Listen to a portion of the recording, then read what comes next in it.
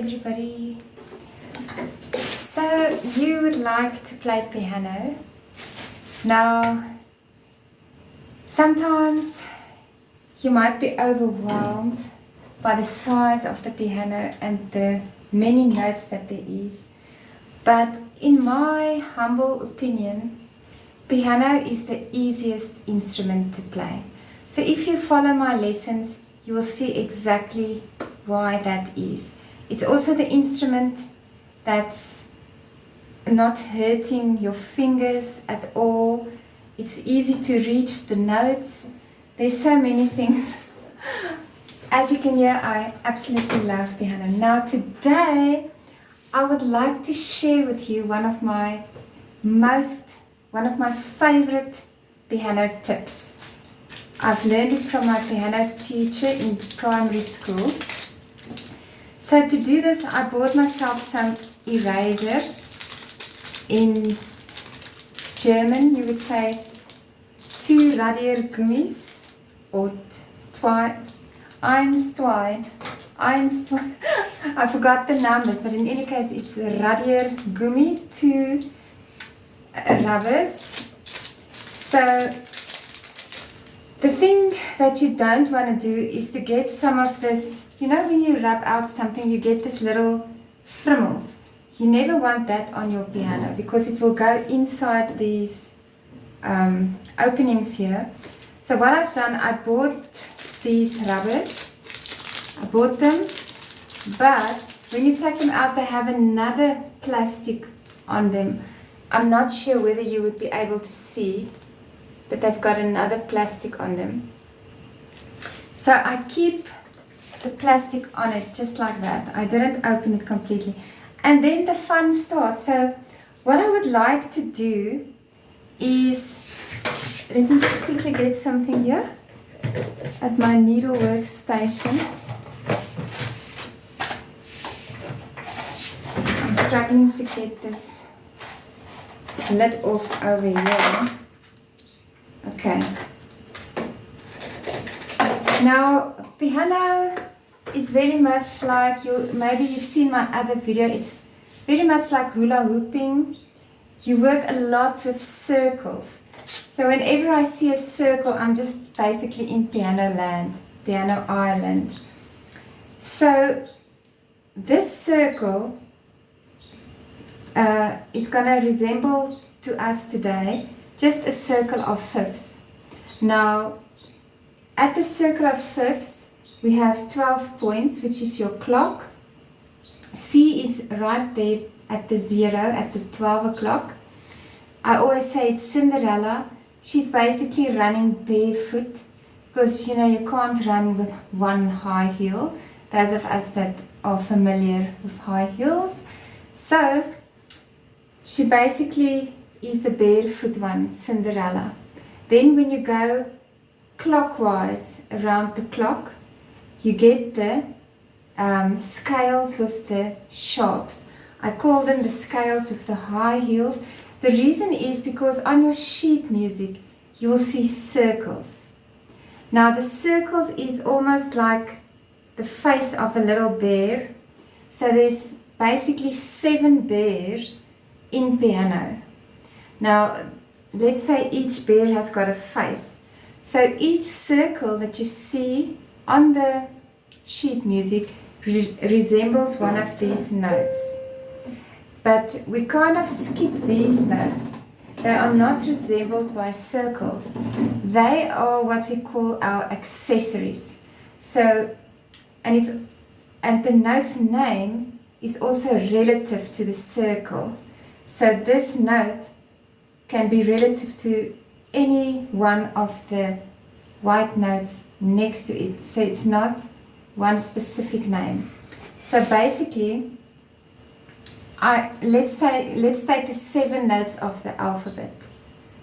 So if I see this circle and it's on the line of the sheet music that says A, it means we're going to play A. But if this circle has got a sharp sign, it's like a hashtag. When it's got a sharp sign, there's no other circle for that. there's no new circle that we can use. So we use the same circle. It's still called A. So it's the same little bear if we want to give the bears names. But this now, bear A, are just wearing some accessories, which in this case would be the high heel or the hashtag. So what this accessory does, it just makes this A note, the bear called A, just half a tone, slightly higher than before. Let's hear the normal A, natural, and the sharp A. You'll hear it slightly higher. So then I call it the high heel side of the circle of fifths. The same apply when we go counterclockwise.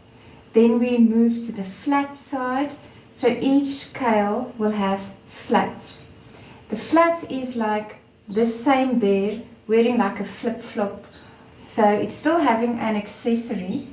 And it still has the same name. Let's say we take A again. It will be called A flat. So A is like the face of the bear, but it's wearing an accessory, a flat shoe, like this flip-flop I'm wearing right now.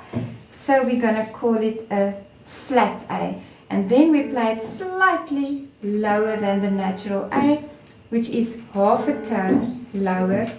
So a sharp or a flat is half a tone adjustment. So if it's a flat, it's half a tone to the left or lower. If it's a sharp, it's half a tone to the right or higher.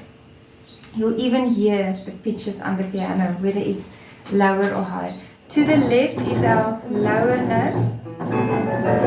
To the right is our higher notes.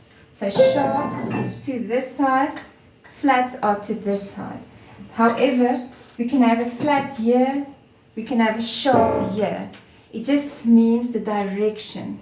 To the left is your flats and to the right is your sharps. But enough of that. For this lesson, we're only going to focus on the 12 o'clock here, the Cinderella position, which has got no flats, no sharps. In other words, we're going to ignore this entire piece, or we're going to ignore all of these notes on the piano.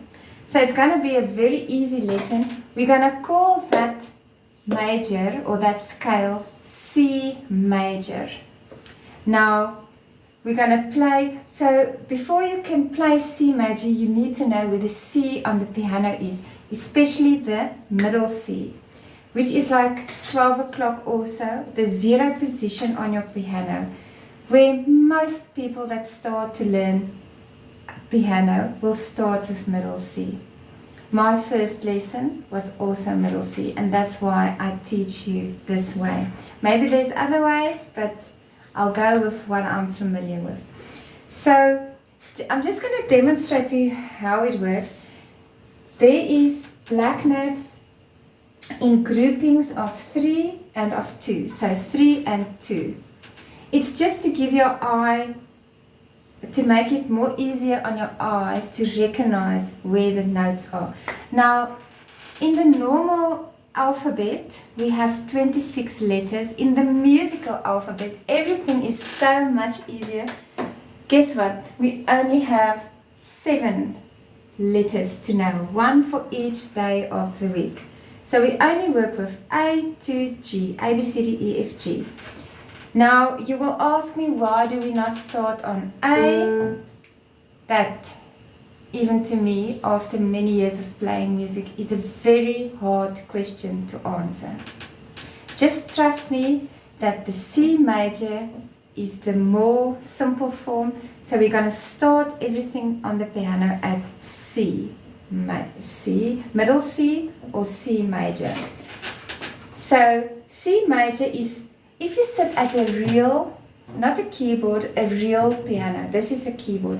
A real piano, you'll sit, you'll see right here in front of you is like the key holder. Now, right there, you'll see, or very close to there, you'll see 2 black notes on the piano.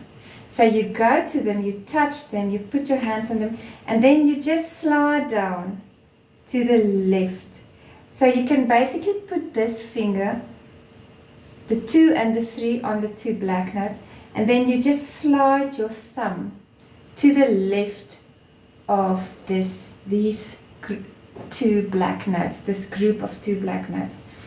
So not the 3, the group of 3, the group of 2. You put your 2 fingers on there, you slide your thumb next to that to the left of the group, and that will always, forever and a day be your 0 point on the piano, your starting place to understand music, sheet music, theory, everything. And the good news is, it is never going to change. Never ever. That is just how music works. It's not like accounting or tax where yearly you get new legislation, new tax rates, new regulations, nothing. It stays the same. Well, since I had my first lesson, it has never changed. So that is the beauty of playing piano. It looks complicated, but it's actually very straightforward, very easy, very constant. It never changes. It's absolutely wonderful. So this is our C. Now I also want to unbox with you now for the first time these wonderful, wonderful blocks that I purchased. And these people, I actually wrote them an email and asked them, would you allow me to use these blocks like permanently for my piano lessons? And guess what? They said, with pleasure, ma'am, with pleasure. So I'm so fond to be opening this, and we're going to do lots of things with this. I didn't even know there would be some, no, I don't know the English name for this, but shoelaces. I didn't expect shoelaces, that's a bonus. And a little book, so I'm sure they have lots of fun things in this booklet. So for now, for our C major, let me just put my needlework things all away. There we go. I'm going to just pick any 2. Today I feel like pink and orange. Is there not a yellow? I feel like pink and yellow. So my channel's name at the moment, because I go through so many changes, name changes, whatever, but for now it's Piano Island. And I was thinking maybe for my thumbnails I must use like a natural, kind of a natural color, maybe beige or something, with some splashes of neon colors. I think that would be lovely. And in the vibe of our Piano Island name or branding or whatever you want to call it. So I'm just going to pick any C's on the piano now. There's a C. It's always, so there's lots of C's on the piano because there's only the 7 letters. So obviously the letters repeat because there's many notes. So here's a C. So I'm putting this next to the C, and then here's our top C, so that's where we're going to stop. Now there's a C also, so we can stop there. Okay, I can't put a block, but there's a C, so we're going to stop there. So when you're going to play your C major, I want you to hit all the notes from the one C to the next C, which is basically when you put your thumb next to the 2 black notes. So when you're going to start, let's make it easier first. So C to C over there. I'm just kind of marking it here. Perhaps you won't be able to see. Let's just do this. It might fall over. So when you start with your first scale, let's say C major, you're welcome to play with one finger as you want, as you wish. So can you see, it's just all the white notes from the one C to the next C. There you go. That is C major. Now you can take your left hand. And that is how you practice your C major. Now, just for fun, I'm going to play the C major in one direction, a few octaves. An octave is from the 1 to the 8. So the 8 is basically where you start repeating the 1, 2, 3, 4, 5, 6, 7. Then it's an octave, the 8, but it's actually the 1, 2, 3, 4, 5, 6, 7, 8. So each time it repeats, it's the same, the 7 notes repeat, it's the same note, but it's just on a higher pitch. So when I play, for instance, 2 C's anywhere on the piano, they will always sound good because they kind of match. They will never clash with each other. So now for my favorite part of the video, and I'm probably going to always play like this because I just love it. I love the little bit of weight on your hands. It kind of feels like someone is holding your hand. It is truly a very nice feeling. I love it. The whole purpose of this is just for you to practice your hand position, and that obviously your fingers is not going to be flat on the piano. You're going to sit up straight first of all. Then your fingers is not going to be flat on the piano like with a recorder or so. It's got to be rounded. You want to play on the tips of your fingers, and then the Radiergummis in German, or the rubbers in English, is just the whole purpose or the aim is to play your scale and to, not let the rubbers fall off. So let's go. If they fall off, it's not a problem. You just pick them up again. It just helps you to have a good hand position. So we take it on the C. So the right hand, I put the thumb on the C, and the left hand, I'm going to put the pinky on the C. Now, let me just quickly tell you one more thing, which you are going to use a lot in music. And that is, in order to play piano, there's not really an age restriction. Obviously, you can play up to over 100, but when you're young, there's not really an age restriction. But if you really, really want to start play technically, it's really going to help if you know the alphabet from A to G. Like a baby is, obviously a baby also doesn't have but a baby can I don't know what a baby can do, but let's just say I've had 3 years old for lessons, and then it's still difficult to teach them because they don't necessarily know their alphabet yet, or they don't necessarily are able to count. And you don't have to count 4. If you can count to 5, I think that is a very good place or time in your life where you can think of starting to play the piano. So you need to be able to count to 5, and you also need to be able to know your alphabet from A to G. Then we really have a lot that we can work with. And that is basically why piano is so easy. That's all you use all the time. Counting to 5, your alphabet A to G, and that's it. So obviously, because there's 8 notes and you only have 5 fingers, once you know your scale playing with 1 finger, you can start incorporating a flowing movement, which is basically just a little bit of planning. There's 8 notes. Obviously, you don't have 8 notes, 8 fingers. So let's see if we try to turn on the pinky.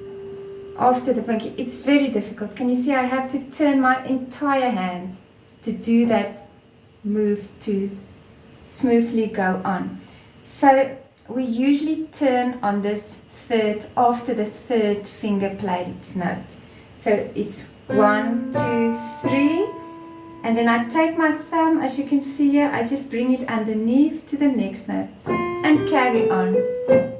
And back again, the same place where we end with the thumb, we just put the 3 over. Left hand is gonna be kind of exactly the opposite when we play from the left to the right upwards, because we start on the pinky. So it's going to be 1, 2, 3, 4, 5, and then you put the middle finger, the 3, over it. So the fingers works like this. 1 is your thumb, 2 is this finger. 3 is your middle finger. 4 is your ring finger. 5 is your pinky. What you can also do, you can always put see-through Q-Tex on your nails when you start learning your fingernails, and then you can just take a blackboard marker, maybe a permanent marker if you have see-through Q-Tex on there, and just you can write on your fingers 1, 2, 3, 4, 5. Maybe over the weekend when you're not working, whatever, when you just want to learn or just let it stick in your memory what the finger notes is.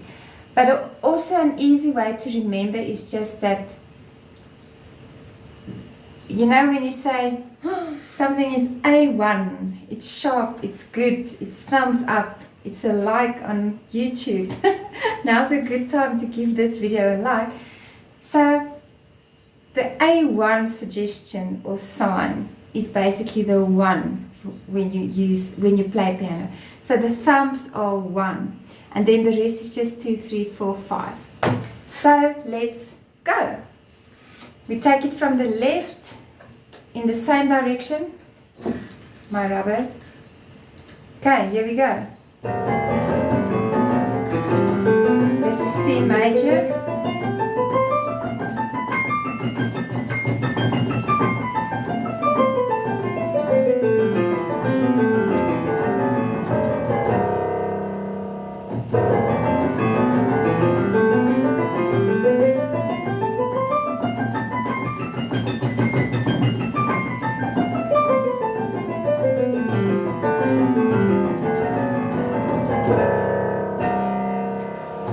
I might have played some wrong notes there. Doesn't matter. Okay, now since we're on a roll, let's quickly do one more. Or before we do the other one, let's quickly take it in the opposite direction. Now, this is also lovely to do. And the nice thing when you play from the middle of out into the opposite directions, it means that you're going to turn your hand at exactly the same point in time, which makes it actually quite a little bit easier to play. Because when you play it in the same direction, the left hand is coming from the pinky, coming from the side of the pinky, and the right hand is moving in the direction upward from the thumb. So the left hand only turns after the 5th finger have played, but the right hand do this underneath, thumb underneath turn only after 3 notes has played, which implies that the 2 hands doesn't do this turning movement at the same time, which is a bit more difficult. So the easiest one is if you just go into the opposite direction.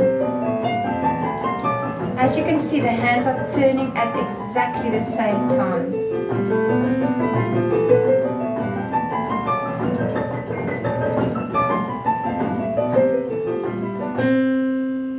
That's it. Now for the next one. So on our circle of fifths, we've done Cinderella now. Sorry for that loud noise. We've done Cinderella now. So let's go 1 to 1 o'clock. Where's 12 o'clock?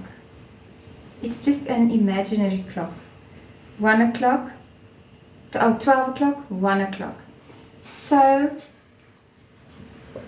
now how the circle works is, there's actually one more thing that you need to know when you start to learn piano.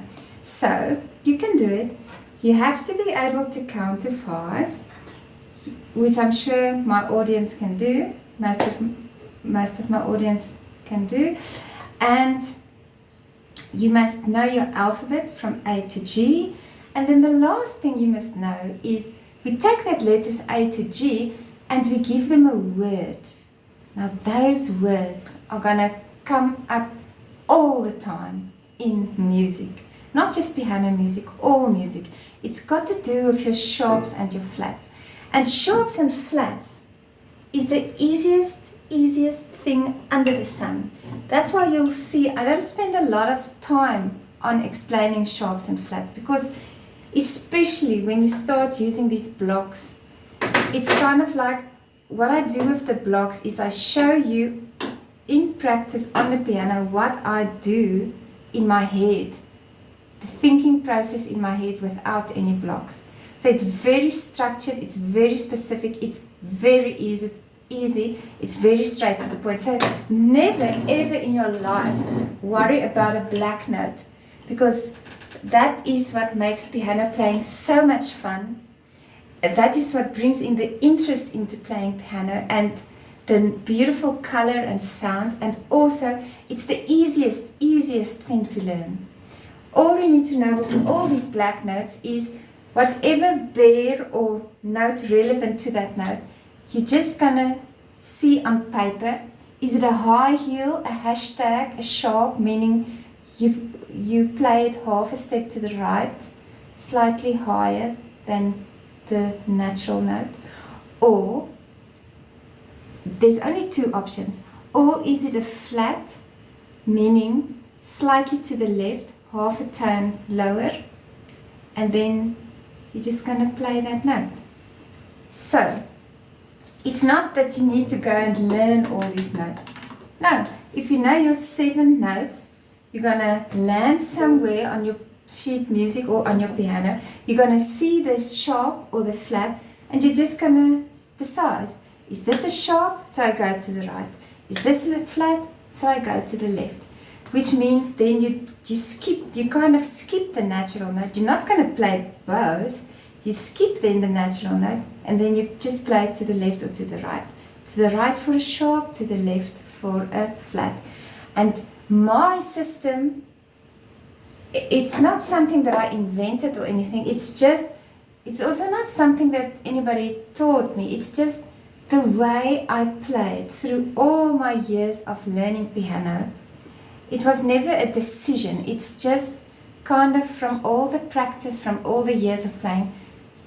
That's kind of the one way that I do it, and it always works for me. But I mean, I'm not saying that other methods I'm not shooting down any other methods. You know, all of you know there's many ways to kill a cat. But whatever method you choose, use other methods just to check your method, or to enhance your method, or just to understand it better, or for background, or for extra practice. But have one method that works for you. And you can try out a lot of methods, but once you've found one method that really works for you, try to stick with that one method, because the last thing we ever want when practicing, learning or playing piano is information overload. Why? Because we play piano for fun. We want to enjoy it. Life is too much of information overload. Don't do that to your own brain. So pick one method. So this is my one method. And okay. So the A to G, the letters is A is and, B is battle, like in you box someone, battle. C is Charles, like the name Charles. And D is down, like going down the steps. E is ends, like it's done, it's finished, ends. And F is father. And G is goes. So it sounds a little bit silly, but when we use the circle of fifths, we're going to use those 7 letters, but we're going to arrange them in a slightly different order. So we start at 11 o'clock. That is father. So obviously, because it's to the left of Charles, the Cinderella, the C, to the left, it's going to have a flat. At 11, we have 1 flat. For F major, father. Then Charles, here's the 0 position, C major, 0 flats, 0 sharps. She is walking barefoot, Cinderella, or Charles, whatever. C Father Charles. Then at 1 o'clock we have goes. Let me just say the rhyme, otherwise it's gonna not make sense. The rhyme is Father Charles goes down and ends battle. So it's the first seven letters of the alphabet. Father Charles goes down and ends battle. Know that one off heart. If I wake you up in the middle of the night and I say, what is the line for sharps, or the rhyme? You're just going to say, Father Charles goes down and ends battle. It's just something that you have to know. Because if you know it off heart, you're going to find everything very easy to do. So Father Charles at 1 o'clock goes. Then 2 o'clock down, 3 o'clock and 4 o'clock ends, 5 o'clock battle. So we're not worried now about the rest. We're only going to use Father Charles goes at 1 o'clock. So goes, 1 o'clock is the first one next to Cinderella on the sharp side. So at 1 o'clock we have 1 sharp, at 2 o'clock the scale will have 2 sharps, at 3 o'clock the scale will have 3 sharps, at 4 o'clock the scale will have 4 sharps, at 5 o'clock the scale will have 5 sharps, at 6 o'clock the scale will have 6 sharps, and at 7 o'clock the scale will have 7 sharps. So we only worried now about 1 o'clock, 1 sharp, and that is Father at 11, Charles at 12 o'clock or the 0 point, and goes at 1 o'clock. So goes has 1 sharp at 1 o'clock. So goes is going to be G major. It's going to be all the G's on the piano. There is our first G.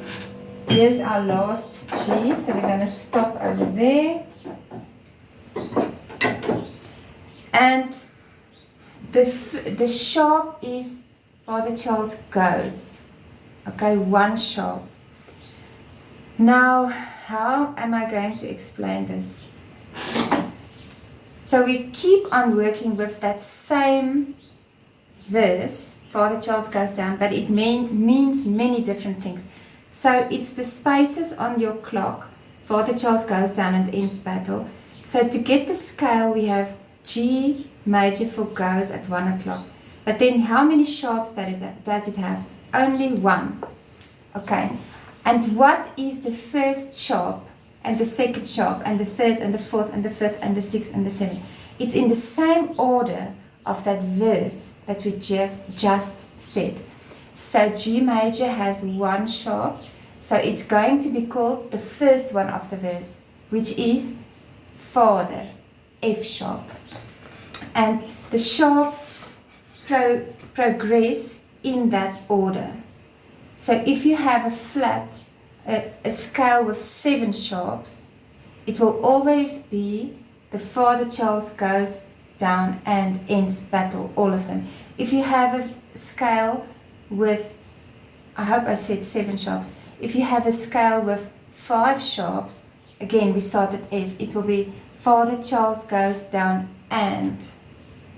You see what I'm saying? If you have a scale with 1 sharp, it's going to be, the sharp is going to be the F, Father. If you have a scale with 6 sharps, it's going to be Father Charles goes down and ends. So you're never going to have a scale with 1 sharp and then it's going to be B sharp. No, never ever. Because B is only the last letter of this verse. It always goes in this sequence. So the first scale G major with 1 sharp will have Father as a sharp F. The next one, D major, will have Father Charles, F and C. The next one, E major, will have A major will have Father Charles goes, and so forth and so forth. It will all be on your circle of fifths. Now, let's just keep it simple. So we're going to do G major. So I put the block on the Fs because the F note is the one where you are going to just have to concentrate a little bit more than when you play all the other notes. Remember at C major that we didn't have to concentrate much. We knew there's going to be 0 adjustments. It's going to be all the white notes, no accessories, no playing of the black notes. So there was no point at which we had to apply some extra concentration. Now, as we play our G major, when we get to these orange blocks, we're just going to have to apply a little bit more concentration, because this block means that we're going to have to do something with this natural F. In this particular case, what do we have to do with the natural F? We have to make it an F sharp, which is half a tone to the right. Half a tone only means to make it higher. Half a tone means there's nothing in between. So in other words, if you have a white note and a black note and a white note, and you go from the white note to the white note, that is not a half tone, because you have a black note in between. And that is how you look at all of them. It doesn't matter the colors of the note, because here you can have a white note to a white note. This is half a tone, because there's no black note in between. Or if you have the white note to the black note, that is, yes, half a tone, because there's nothing in between. So half a tone is right next to each other. A whole tone is when you have here to here, but there is something in between the notes. That's a whole tone. So let's go. Let's do this. So as you can see, my system is not gonna spoil you and give you the F flat. I never put the F sharp, sorry about that, wrong word. I'm never gonna spoil you like this. Well, I can, but that is not how my system works. Because I use one system, whether it's a flat or a sharp, it doesn't matter, a double sharp, a double flat. I just know that when I get to this note, I know I have to skip this note and do something else with it. In this case, the F sharp. So in your own head, you must know half a tone to the right, half a tone to the right, half a tone to the right, same. So let's do this. Here we go. A G major with one sharp, F sharp. Here we go.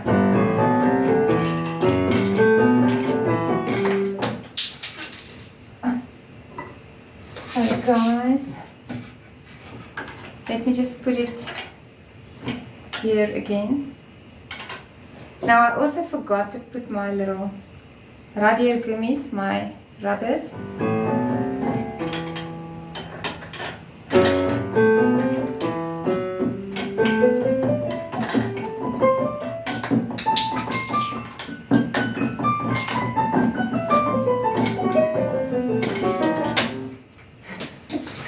Oh, Mensa. Just pick this up.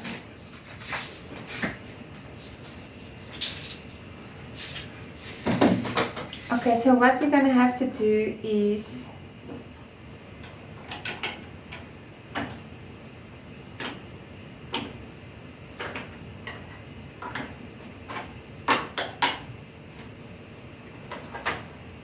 I'm going to put it here on the top of the piano, not on the black note.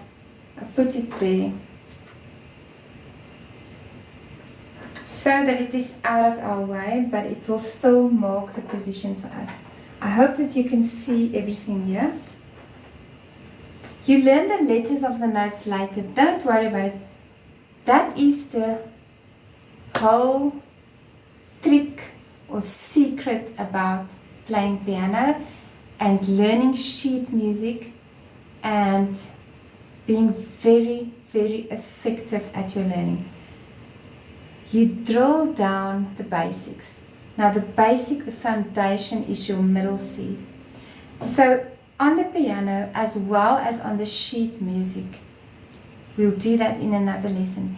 If you have your middle C wrong, it means that you're going to build all the other notes wrong. You're going to name them wrong. You're going to play them wrong. It's going to be a total disaster. So spend enough time on learning middle C. Once you know middle C, then you can work out each of the other notes. When starting to play piano, or even when you've been playing for a long note, we are not going to guess notes. Never ever. It's going to end up in a mess. So these notes from the E to the E, I think it's 13 plus 13 is 26 notes. Those will be the notes that we focus on. And we start from here, the middle. Then we learn D, E, F, G, the 5 fingers. C, D, E, F, G, F, E, D, C. The left hand is more difficult because here you're going to say the letters backwards. And all your beginner songs is going to be based on this also. So your right hand will be C, D, E, F, G. Your left hand, you have to learn the notes from the top down. So C, B, A, G, F, G, A, B, C. You might have a whole book, maybe even almost 2 books, but let's just say the first book will be based on these 5 notes. And as you progress, as you go to level 2, level 3, level 4, level 5, you're going to spread it out more and more. And once you get to this point, roundabout at your John W. Shome, the B book, when you finish that, perhaps just for extra exercise, you can also do the C book. But once you get here, and it goes to H, after the H, there's many books. But after the C book, you should be able to play any piano music. Because these notes you will know off heart. Like you can wake up in the middle of the night. When you see the line, when you see the circle, you will know these notes. Your fingers will know where to play them. You'll be familiarized with them. And then if such commercial music or music that you play has got a few notes outside of this range, you can still play it because it's so few notes that you can, as you're playing, quickly calculate those notes. But these notes, the ones that we need to learn in the beginning, is too many to just start playing a difficult song and guessing all over the show. It's like you're gonna not make progress because you're gonna think, oh, I'm making progress, but somewhere, especially if you are self-teaching and you don't have a teacher just checking your hands or listening, you're gonna learn wrong things perhaps, like playing the wrong notes, and then your ear is gonna hear that, you're gonna think it's right. So it's gonna be very difficult to unlearn that. So please take the trouble to start from your middle C. Even if for the first 10 weeks, the only note you learn is middle C, you will still be better off than somebody who just jumps in at the piano and starts to memorize all these notes, but they don't have any structure they're using. So focus here on middle C. Let's go. Now for G major, F sharp. See, it's nothing if it falls off. It's just part of the fun. Just pick it up. Try again.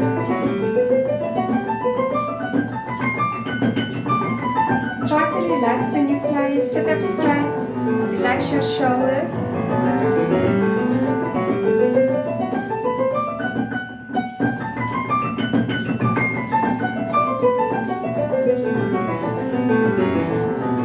So can you see at the orange blocks, I'm skipping this white note, the F.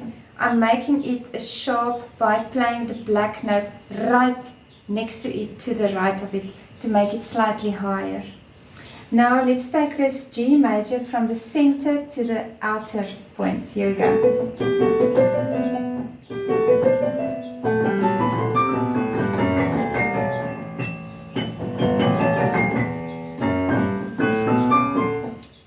Sorry, something wasn't right there. Let's just start again.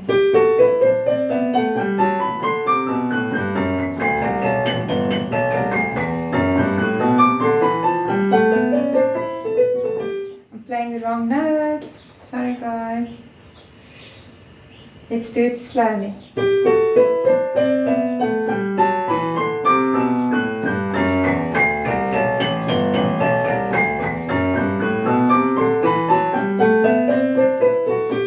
Perfect. So this one is lovely because again, when you play from the inside out, the hands are turning, doing this underneath turn motion at exactly the same point of time. Let's do it once more.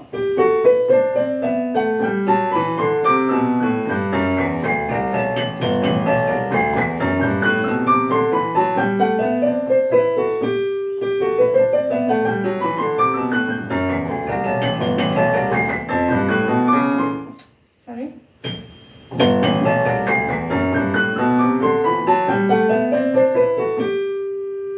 I had one student, whenever he made a mistake, which happens with everybody, they all make mistakes, but he had a lovely way of just saying, oopsie, oopsie.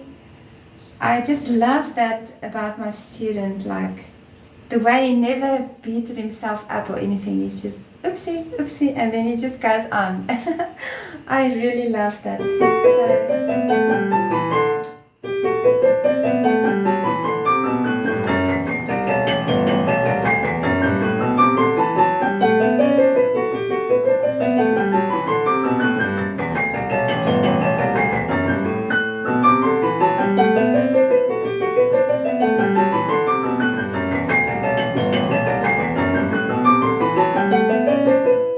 Why did I make that a sharp? No, that is totally wrong.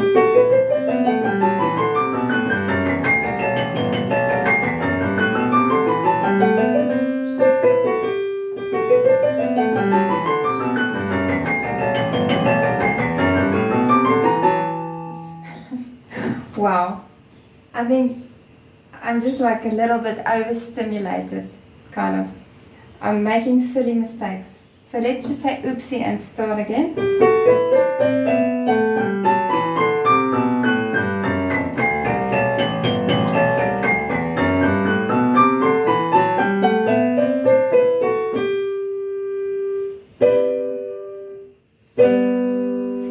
So I think that's it for today. I had fun. I hope you had fun.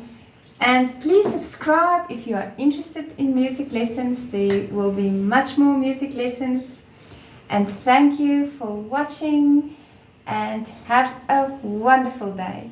See you next time. Bye.